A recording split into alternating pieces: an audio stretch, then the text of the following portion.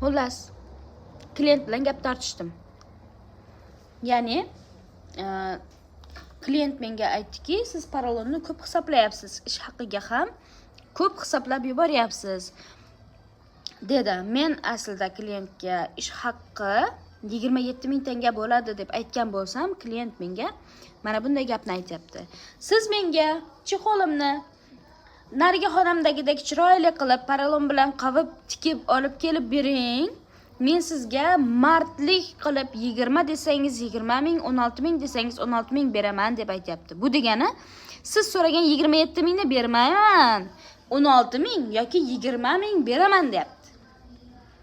Как раз o'sha paytda menda moliyaviy tomonlama qiyinchilik bo'layotgan paytlardan biri edi.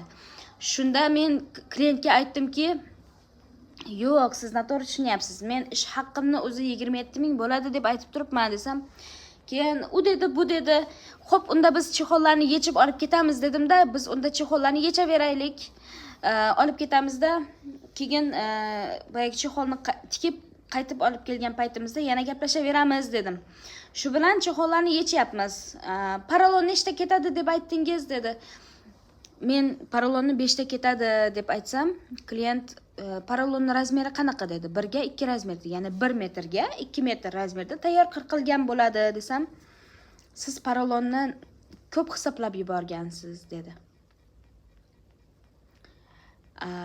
Tasavvur qilyapsizmi? Menda moliyaviy tomonlama qiyinchilik bo'lib turibdi, hamda u klientdan ish haqqi olish uchun olib borgan divan chehollarimni ish haqqini ham bermasdan yana uni ustiga peredelka qilib, yana parolon bilan qo'shib tikib olib kelib berasan deb aytyapti. Men shu paytda asabiylashib o'zimni bosishga harakat qildim, lekin bosolmaganimdan klientga baqirib ketdim. Men siz bilan boshqa yaxshi gaplasha olmayman. Men siz bilan boshqa divan chexoli haqida gaplasha olmayman. Mayli, xo'p, sizni aytganingizdek qilib divan chexolini tikib olib kelib beraman. Qancha summa ish haqqi bersangiz mayli dedim.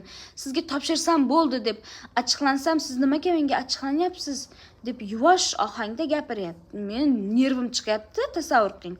Klientimiz menga yaxshi gapiryapti. Keyin men aytdim, men siz bilan yaxshi gaplasha olmayman, uzr kechirasiz desam, siz menga unday gapirishga haqqingiz yo'q dedi. Siz meni baqirib gapirishga majbur qilyapsiz dedim. Nimaga dedi? Chunki men hozir charchaganman, menga dori kerak, dam olishim kerak, menga psixologik yordam kerak desam, klientga sizni holatingizni farqi yo'q. Ne kасается dedi. Tushunyapsizmi? Men u yerdan chiqib juda ham baqirib yig'ladim.